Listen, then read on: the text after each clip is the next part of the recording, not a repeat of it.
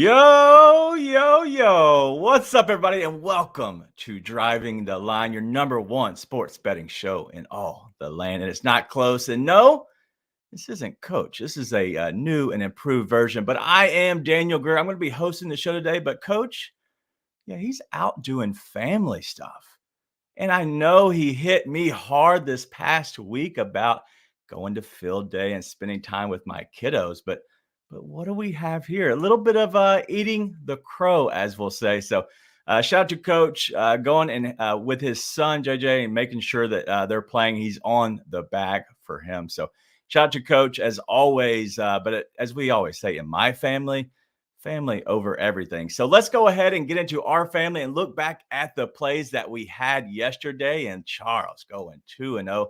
And the rest of the guys kind of split, but I'm looking at one guy right here, and it looks like he took it on the chin. So I'm not going to waste any more time. Let's go ahead and get into the five-tool player himself. We call him AB. Alan Bell, my guy. Welcome in, and what's up? Good morning. DG, good morning. Yep, and let me go ahead and say it. I want the first thing to be said. Last night, awful, and that's all on me. No one else, nothing else right here. It's on me. I'll adjust, and I'm going to get better. But here's also the thing. You know what? I'm taking these losses like a man, as one should. The books, you could give me the money lines for today. You could at least do that, all right? You could at least do that. Somebody fight me straight up, face to face, like a man. Come on, man. I'll take the losses. Those are on me, and I apologize. I'll make those up to everybody here. But come on, man. I love it. Hey, what's the big matchups this weekend? Scotty Scheffler versus the Police now, man. Look, we've got some big ones, okay? Like, you've got a lot in the SEC. Arkansas, Texas A&M. They went extra innings last night. A&M winning 1-0. You've got Kentucky and Vanderbilt. Arkansas, Kentucky, Tennessee are all fighting, for the number one, the SEC champion regular season outright winner. You know what I mean? But yeah, dude, like, there's a ton. There's so many, like, it's like the last weekend in college football to where you're playing conference teams, but you're also playing like rivalries. You know what I mean? Like, it's rivalry weekend, so to say. So, like, you've got a ton out there, man, for sure. Yeah, with conference play, it's definitely difficult. Just like in basketball, when you get to conference play, you kind of dial it back a little bit, and there's probably some adjustment for sure going on. But let's go ahead and look at the Howie Schwab play of the day. And what do we have here, AB? Yeah, man. Look at Howie looking good, boy. All right. So we're going to go one game, NBA. All right. Knicks plus 6.5. Pacers minus 6.5. You're going to go over 215.5. You're going to go under 215.5. You've got those four options. Polls in the chat. Vote now. And we will update as we always do at the end of the show. And you're crushing it, buddy. Good job, man. Appreciate it. Listen, I'm looking at those lines, and I'm thinking, how in the world does Indiana get that big of a line? I know we're going to hit on it a little bit later, but my God, that's 6.5. I know it's a game 6. I know we saw what happened last night within the Nuggets and the Timberwolves, but 6.5 just seems like a lot. Big number. And, especially, and we'll talk about it more. The NBA is a difficult sport to bet. Right. The blowouts, we'll get into it more, but there's a consistency issue that is really becoming a problem. We'll talk more about that. Yeah, for sure. All right, well, that's enough on that, but I'm not going to wait around and bring these other guys in. Listen, we can't have Soupy in the green room. He's probably eating everything, as we always do. He's probably got a little bit on his beard, so let's go ahead and get into the picks for the day.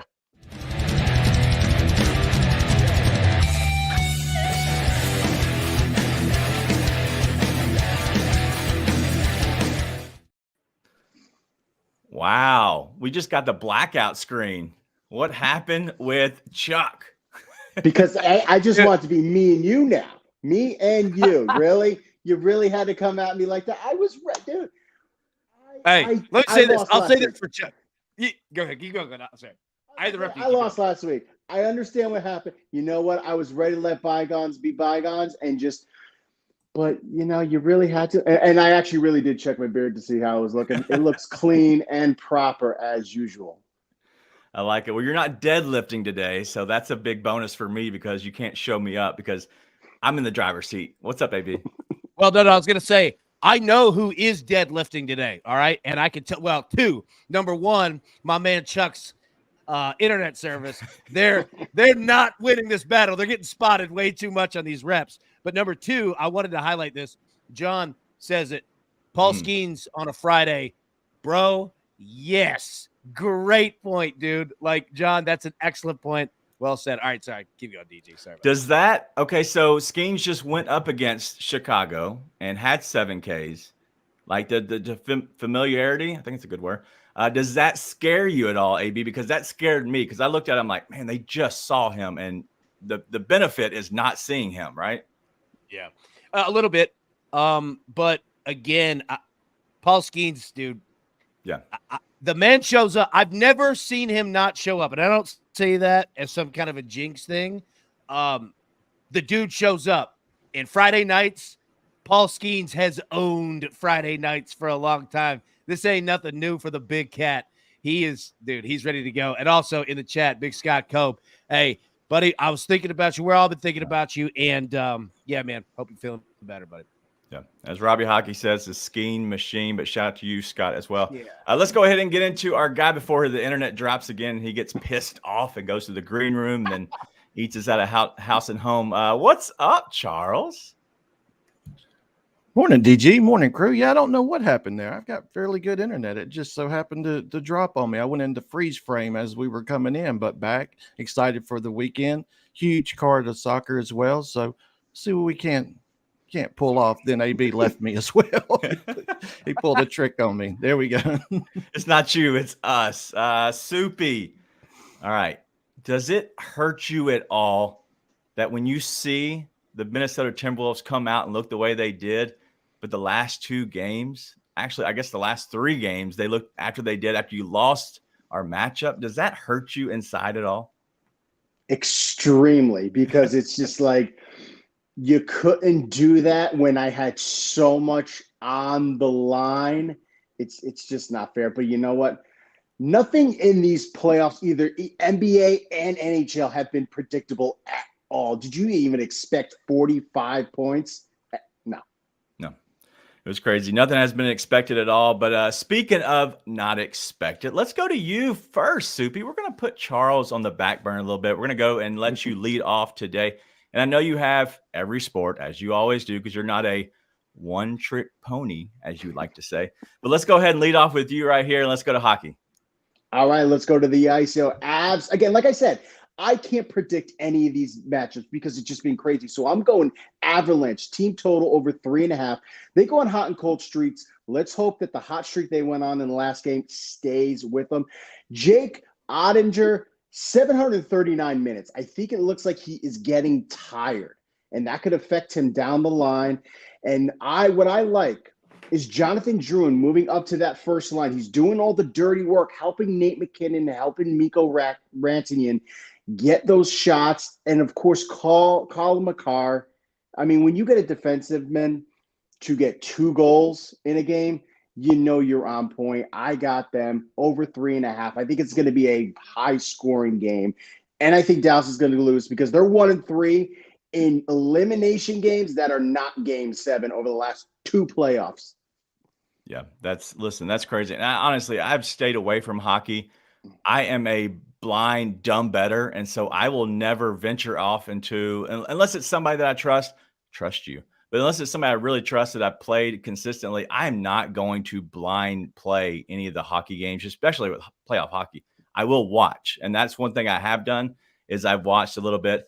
And another game that I've watched, we're going to go back to you, Soupy, here, is give me the Pacers, but also your baseball play. But let's start off from the NBA. Yeah, like I said, I'm not predicting any of the outcomes of this game because they've been absolutely crazy throughout the entire playoffs. So once again, we're going to a team total. Pacers over 110.5. They are great at home. I think that's just what we have to establish. They're 6-0 at home, 1-6 on the road.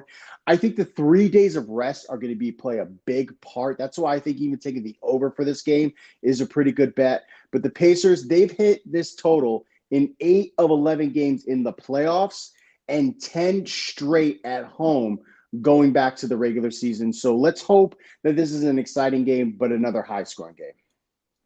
All right, let's go back to your baseball play here because I match up very well with you. So I want you to go ahead and give me what your thoughts on Mike Clevenger. I've never actually seen this, and where in the world do you find this play?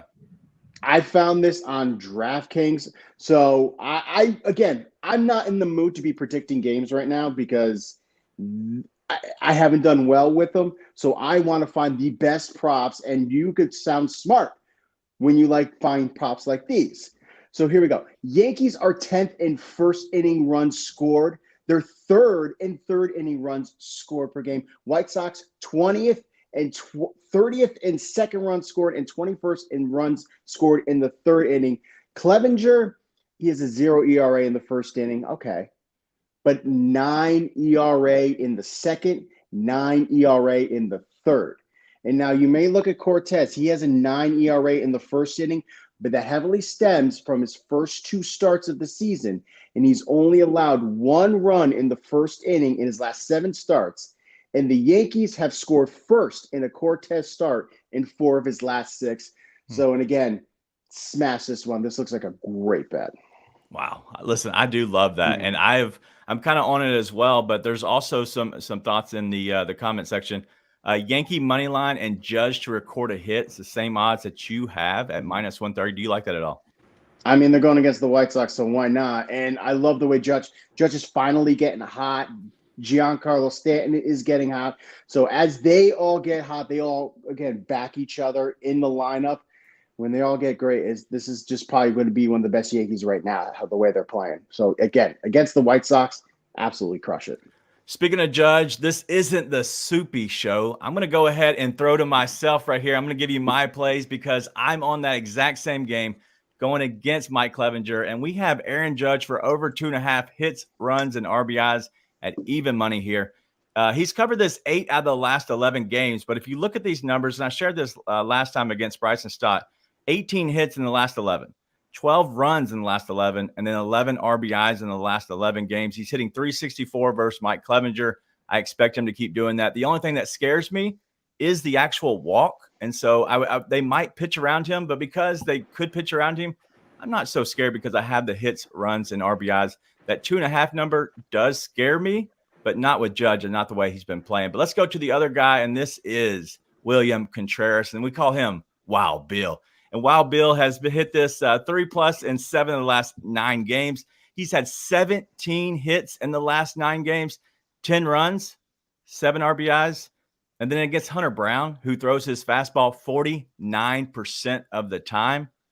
I love a guy who just smokes the fastball. AB, I know you know a lot about Wild Bill. What's your thoughts on William Contreras? Well, William Contreras reminds me of my man Zach Phelps in the chat, dude, just throwing strikes left and right. Got the jokes coming. Nah, man, I like those picks, and I'll say solid. I like the way you guys are thinking. Soupy, I love that Clevenger play, man. 13.5 ERA on the road this year. You're exactly right, and especially both of you guys, Yankees-wise, in regards to Aaron Judge, man. This dude has just been hitting extra base after extra base.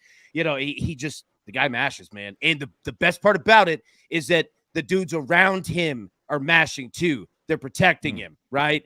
And this is a dangerous Yankees lineup. So, yeah, I love both of you guys' plays right here. They're solid.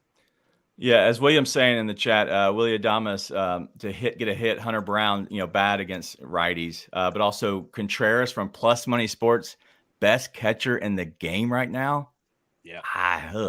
That sounds dirty to me. I don't know how I feel about that because there's so many good catchers. It's tough to put your stamp, but putting your stamp on that just makes me feel bad. Soupy, is Contreras the best catcher in the game? Just because you said no, I'm saying yes. You had to make a comment, didn't you? You had to. Sorry. Yeah. All right. But we're going to stay on baseball right here. And AB, we're going to let you go because Charles wants to bet cleanup. I'm not sure why, but he's trying to take your spot. Hey, let the big dog eat, son. I'm never afraid to hit 3-hole, man. Let's go. All right, first off, we're going to take the Braves team total over 5.5 at plus 135. That's right. You know what? Sometimes in life, you're due, and the Braves are due. not only from a hitting perspective, but they have an excellent matchup against Padres starter Matt Waldron. You want to know a fun fact, kids? Here you go. Matt Waldron's given up a home run in 5 straight games. This man has given up ERAs of 5.49, 5.82, 4.35, 4.0, 4.74. This man has given up run after run after run. And guess what? Loss, loss, loss, win, loss, loss, loss, loss. Not a good season for old Matty Waldron. And I think that the Braves are going to mash all over him. Then we're going to take the Brewers and the Astros. Both teams to score 3+ runs. Quite frankly, I think that both teams have a really good offensive matchup here. The Brewers have an excellent matchup against the Astros starter. Astros is a little more difficult, but they're mashing. The Brewers are mashing. Love these two teams right here. Should be a really, really fun game. But yeah, those are the two, man.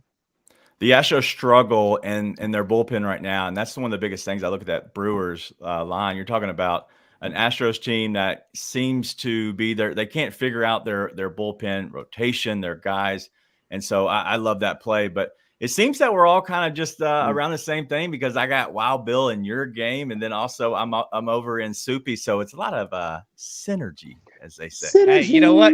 Hey, we must be in interleague play right now.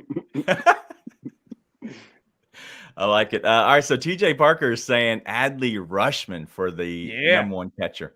Dude, that guy is amazing. But all right, so speaking of Scott earlier, going back to you, AB, the Braves are 18-1-1 to the under in games this year. Does that scare you? No, because that's why we played the Braves team total. It's the Braves pitching that is shutting people down. And I'm not betting on the Padres to get any hits. Look, we just played the Rockies-Padres series all the way through, and the Rockies carried us all the way through. And quite frankly, they shouldn't have had to do that, man. It's not like they were out here throwing Nolan Ryan, against the Padres. But no, in to Scott's point as well, he's correct in the fact that the Braves haven't been hitting really all year comparatively to last year, but last year was such a ridiculous pace that nobody expects them to do anything like that. But no, man, that's why I said they're not only due, they have an excellent matchup to go against for that as well. Bills getting paid today. Let me say that. Yeah, there's a lot of Bills that are going to get paid today for sure. Like AB, last question on the Braves. Robbie Hockey, I don't know the odds on this, but Braves first 5, team total over 2.5. Yeah, I would take it because it's going to get started early, man. And the day, watch this tonight in the game. Watch this, and we're going to get to this in the home runs. Matt Olson, if he gets up to the plate in the first inning with runners on, buddy, look out. He'll go yard. He'll go yard. And that number is minus. That's what he does. Yeah. Yeah. That number is minus 125, which is probably the max I would probably go there. But 3 runs in the first 5 just seems a little too easy. I love that, Robbie. All right. Another guy who I love. We're going to look into Saturday. Listen, Charles, this is Friday. I don't know if you realize that or not, but I don't know if this is the old office prank where we moved your clocks completely around. But today is Friday. Why are we on Saturday plays? Yeah, that's because we can't get out early plays. The books usually play games with getting the college baseball lines out. So we're going to make sure that we get some early league action out as well. Plus, it's the last match in Bundesliga. So I wanted to make sure that I accommodated the folks with a proper match to go out swinging as well. Man of the people. Yeah, absolutely. You know it. Without further ado, we have Frankfurt and Leipzig. The end of the Bundesliga season arrives on Saturday, and it's a loaded card. So I narrowed this down to one match with odds courtesy of BetMGM. Frankfurt, they can solidify their position in the Europa League with a win on Saturday, with the Eagles a stronger unit on their home ground, only losing 2 of their 16 matches in the financial district while averaging 1.17 goals. Meanwhile, Leipzig is in the rare spot where they have nothing to lose based on the final score, already guaranteed a Champions League place for next season. The Red Bulls can simply enjoy themselves with no pressure. And despite losing 5 of their 16 road games, Leipzig still averaged 2.2 team goals away from home. This is a classic wide open affair with both teams hitting the back of the net multiple times over 90 plus minutes. So I'm going to go ahead and back the over 1.5 first half goals. Both teams that score first half, because we're going to get that 1-1, 2-1 type first half. Over 3.5 full-time goals. Frankfurt first half team total over 0.5. And lastly, Frankfurt team total over 1.5 as I projected 3-2. Maybe 2-2 type final score. These last days of the seasons are wild, so I expect plenty of goals. Wow. Listen, there's a lot to unpack. Not one, there. not two. That's hey, great. how did the Canaries do yesterday? Hey, we got the 2-2 draw. There we go. That's what I was going to say. Dude, I didn't see it, but I was counting on it for sure. I just love how Charles said, with a further ado, because he knows when he is on the mic, it is going to be an absolutely incredible show. Yeah, absolutely. I just hit mute. Yeah, just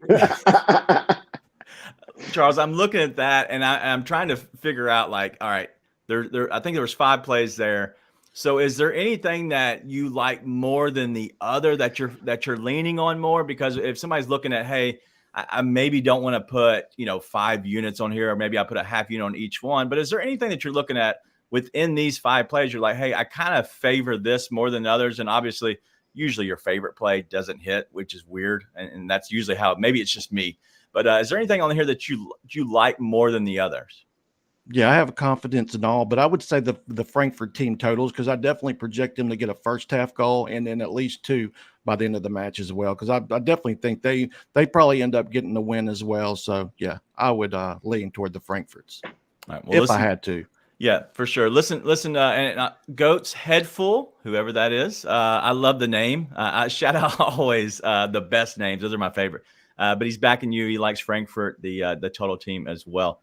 And so, listen, Charles, I have nothing to say on these plays because I'm just a dummy over here trying to figure out soccer. I can't figure out hockey. I'm just going to stay to my American sports that I know more about, even though hockey is American, but nobody tell me that. All right, so let's go ahead and ride these plays. But another thing that I'm going to do that Coach doesn't do is, Charles, I'm going to let you hang around as we get into a little bit of the educate and the entertain.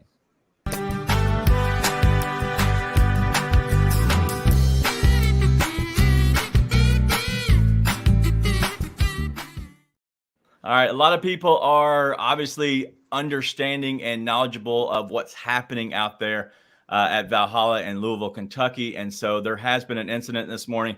And I'm just going to kind of break it down very, very quickly. And so, no really thoughts on it just yet, but Coach is going to share his thoughts. But before that, this morning, there was a man that was crossing the road at some point. It was around 5 a.m. Eastern. He was struck by a shuttle bus and he was killed. And so thoughts and prayers go out to that man and his family and what they're going through, which has nothing to do with sports. It's much bigger level. But then, and within that incident, it was pushing back traffic. It also pushed back the start of the tournament this morning, as well as weather has been effective as well. But within that, there were issues with the players getting to the tournament. And because of that, some were getting around the traffic, some were not. Scotty Scheffler was trying to go over the median. And when that happened, he had an incident where he came across a cop who tried to get him to stop. And he did not quickly enough for whatever reason. I'm not sure exactly. I wasn't there, obviously.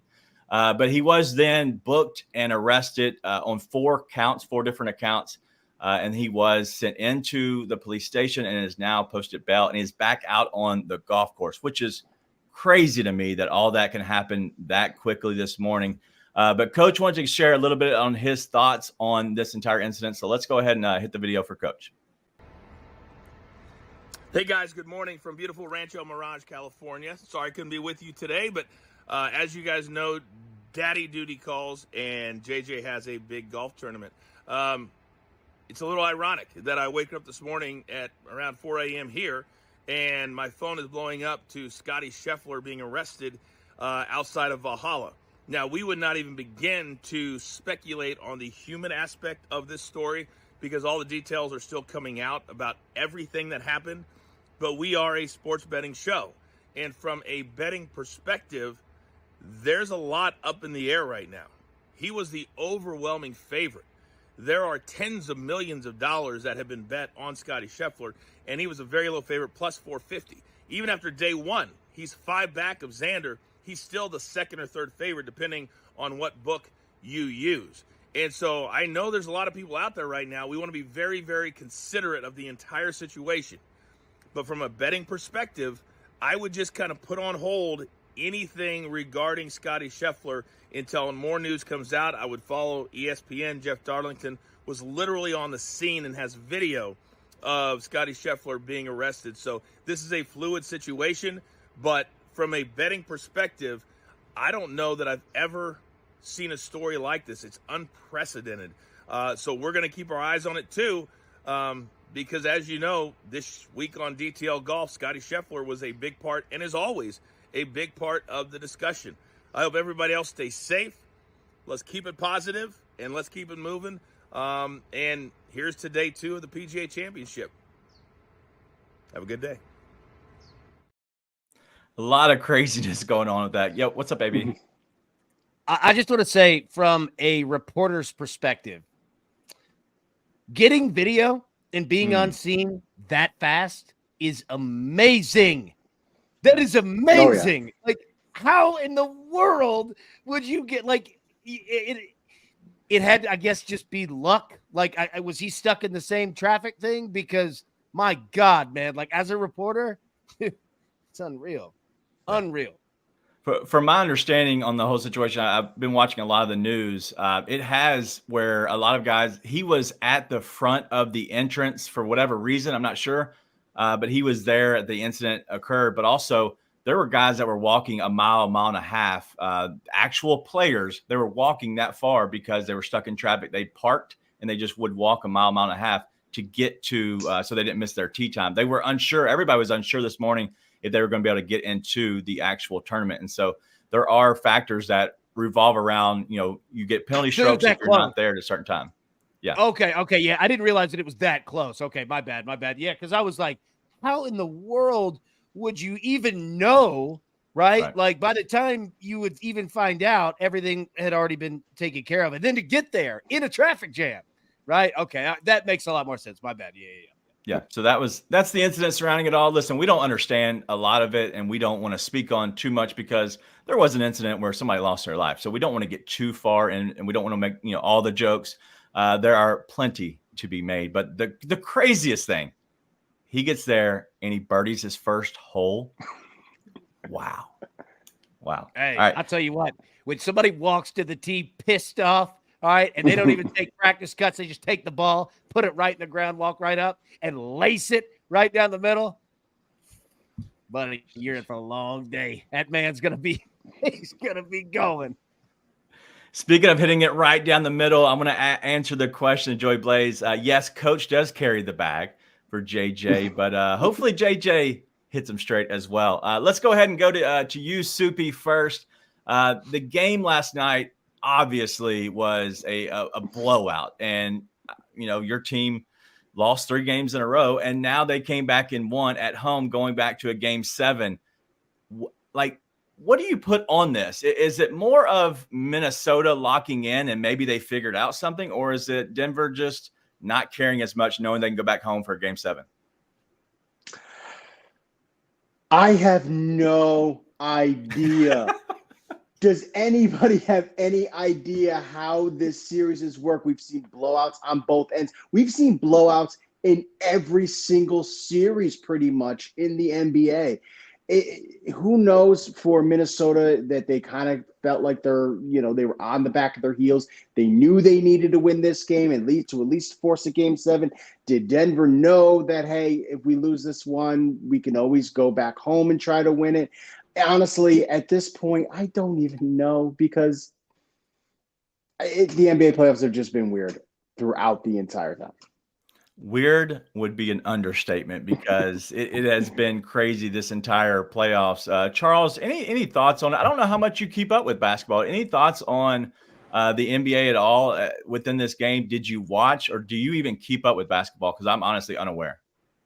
I didn't watch, honestly, but The NBA got a game 7. They got 2 games. Well, I think they're going to get a game 7 as well in the other series. Going back to MSG, I mean, the Garden for a game 7. Oh man, that's going to sell big time as well. So I do know that we have game 7s coming up in the NBA. Wow. So yeah, and we don't even know the time for them. And going to UAB on that game last night, we saw just a complete game 2 in a sense. So game 2 and game 6 have now kind of mirrored each other.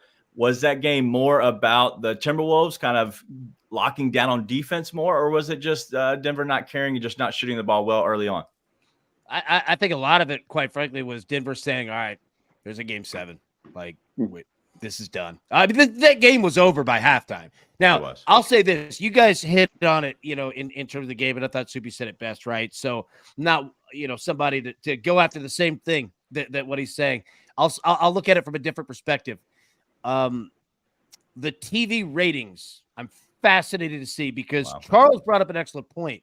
You are going to get a game 7. You might get 2 game 7s, which will do well.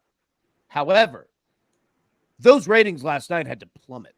I mean, absolutely plummet, because at the end of the first quarter, it was over.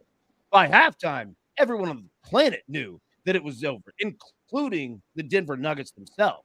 So people turned the TV off, right? Like, I mean, nobody sat there to watch that entire game. But, well, some did because you have prop bets, et cetera, right? But, the general public turned it off. So I'm fascinated to see what the NBA does about it because, yes, you will theoretically make those ratings up in a game 7. But in terms of advertising and sales, it's not how that works, because I guarantee you today you have a lot of companies that bought very, very high-priced advertisements and commercials for that game last night that they didn't get shown until the second half of that game. Their ratings went way down. So what they do today is get back with the NBA and say, either you're going to make it right or you're going to pay us some money back. The NBA doesn't want to be paying money back. That's not how that operation works. So they are going to now feed a lot of those companies in the first quarter, in the first half of these commercial breaks. So I know that it's not about the game at all, what I just said, but pay attention to it. The NFL does the same thing. You have 4 quarters and you have 4 commercial breaks set. You don't know when they're going to come because you're waiting on a stoppage in play, like a score, or a timeout. You can't really project those, but you have quarter break A, quarter break B, quarter break C, quarter break D. And those commercial breaks are not all priced the same. And especially with the NBA, they need to pay attention to this blowout thing because it is going to affect their money. Yeah, the blowouts have been crazy. Robbie Hockey is asking a question. Any reason to sprinkle a 30-plus point win tonight to force a game 7 for Indiana? Anyone? No. No, I think it's going to be much closer than what the games have been. But I'm thinking about, let's say, Minnesota got blown out. Denver has got blown out. Pacers have gotten blown out. Knicks have gotten blown out. The Thunders could have been blown out. They were the only team that really was down a lot in their series and came back to win. That's why I think if the Thunder can get out of this series, they could be an interesting take because they're a young team. This is really their first playoff experience. I know they made it last year, I think in the play-in game, and they made it. But they don't know that, hey, if we get blown out, then let's just call it a day. No, they're hungry. These young guys are hungry. Chet Holmgren is hungry. SGA is hungry. So I'm gonna watch out for them. Looking at that, you're talking about the Thunder team going into back to Dallas for game 6, which is obviously on the road, but them knowing if they can go in and win that game and get back home on Monday for a game 7, we're talking about potentially 3 game 7s within a span of 2 days. How important is that game? I guess it's Saturday for the Thunder to get a good start early because they have stayed in the game. But if they get off to a good start there, Soupy, I believe that they have a chance to really steal one in Dallas to go and force a game 7 back at home. Yeah, absolutely. And the thing is, too, like, Luka Doncic is playing pretty well, but he is still injured. Are these minutes are going to pile up for him? You never know when it could just kind of all fall down. And we're seeing Kyrie Irving just kind of go up and down, up and down. He's played a couple great games, and he's been terrible a couple great games. Again, when you're a young team in the playoffs, you really don't know any better. So that's why I would have confidence in them to just kind of say, hey, we're going to play our best and let's see what happens. So again, I'm going to be watching out for these guys. I am against the Thunder here in Memphis. We have completely put up. We're putting up enemy lines. They've stolen the Bill Street Flippers for their pregame show. Like, get out of here. Like their postgame looks like the Grizzlies. I want nothing to do with the Thunder. Get them off my screen. But Charles, I'm going to come to you real quick. I want to talk about the game that's happening tonight. You spoke on a little bit earlier, and you kind of hinted at the Pacers. What does this game look like for you tonight? Because that line is 7.5 that we're looking at. That's a big line, and we're talking now potentially a 30-plus point win as a sprinkle, but also just the Game 6 has been a little weird, and we're getting back-to-back Game 6s here. No, yeah, I think this is a blowout spot, first quarter, first half, full game. So take no chances to get back to that Game 7 blowout spot. Then it looks like OKC wins on Saturday, so we get the Game 7 there as well. So it looks like Game 7's all around NBA wins. Plus, all those companies, can't they just create some ESPN just create some spots for them with the build up to the next Game 7s as well, throw them in some little spots behind the main commercials as well to kind of make up for what they missed out on as well, AB. So that's another opportunity to play a little catch up for them. Chuck gets it. AB, last thoughts on this. Who wins the game tonight? Indiana, New York? New York. Everybody's on New York, and then everybody's going to flip off of New York. And I'm staying true. New York. I don't think we get that many Game 7s. Absolutely. All right, let's go ahead and if you missed the first part of the show, we're going to go ahead and do the whip around and give you our plays again.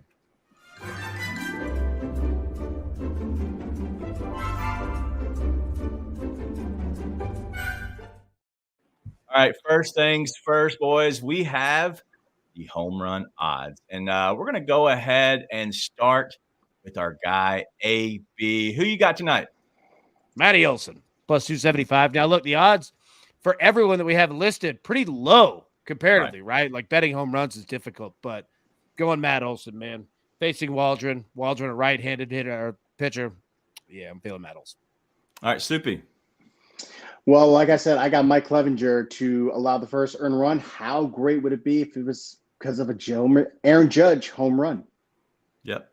Easy for you to say, right? Let's go to Chuck here. Yeah, I'll go with Jordan plus 325 against this A's pitching staff. So I'll take the highest price on the board. Alvarez plus 325. Mr. Walk, strikeout, or home run, Kyle Schwarber himself.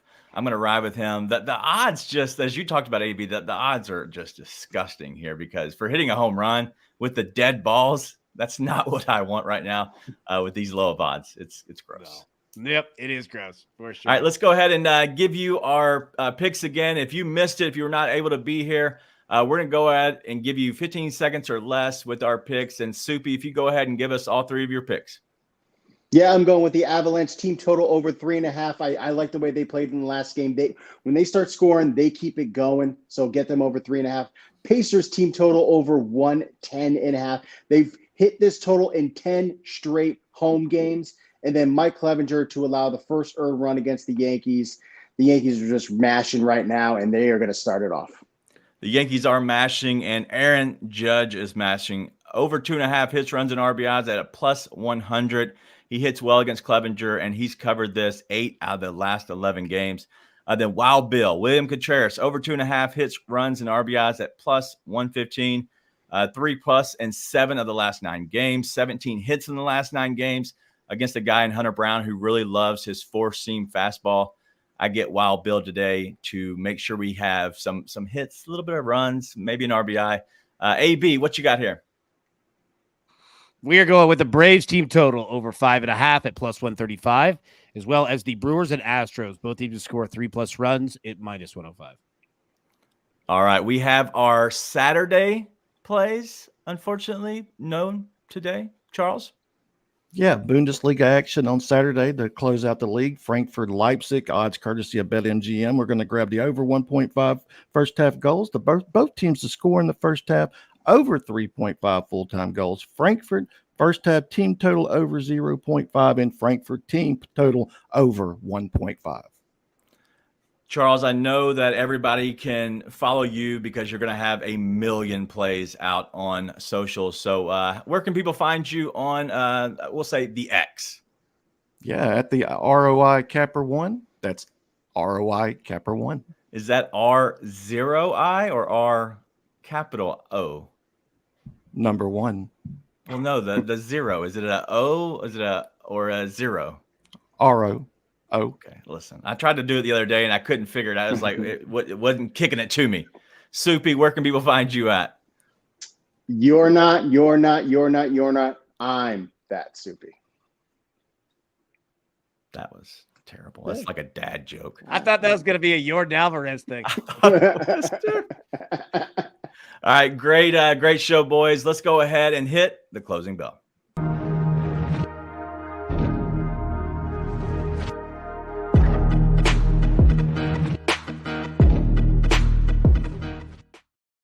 Appreciate all the love coming from the chat from myself. I appreciate it. It was a late notice because Coach, even though he threw some daggers at me this week, he had to eat some crow because he's on the bag for JJ. But let's go ahead and hit the Crew's play and see what they pick. Yep, the Crew has chosen the Knicks plus 6.5, riding strong with New York. Roll with it. Yep. I'm curious, do you think that line moves at all? Because that number is big, but like New York is the big market, right? Compared to Indiana, that number being that high, I wonder if it falls because of the New York. Hey, you know what? I'll tell you what. I'm texting Raphael right now. We're going to find out. Yeah, I do.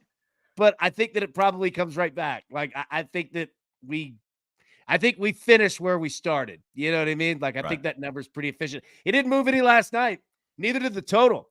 Like, literally, I mean, for the last, 13 hours, neither have moved. Right. So, yeah, I think we probably start pretty close. Yeah, the line not moving at all just shocked me, especially the line on Jalen Brunson points. I think we spoke about that Wednesday. They never moved for either guy of Jokic or Brunson, which is shocking for sure. Yeah. All right. Great show, AB. Let's go ahead and get us out of here. If I could get my one shot. Thank you, producer man. Listen, today has been a great show, but make sure you always kind of keep it real, but keep it close to the family as Coach is getting out of here. But as he always says, let's see you at the pay window. And let's go ahead and get out of here from my guy, Charles, who gave us the black screen this morning. It was a little late, but the internet's a little weird. To Soupy, my enemy. And then AB, never forget the producer, man. This has been a great show. Thank you for allowing me to host and kind of pirate the ship a little bit as Coach is off holding the bag for JJ. But that's all we have. Be nice to those around you because you never know what they're going through. Let's have a good day. I'll see you all at the pay window.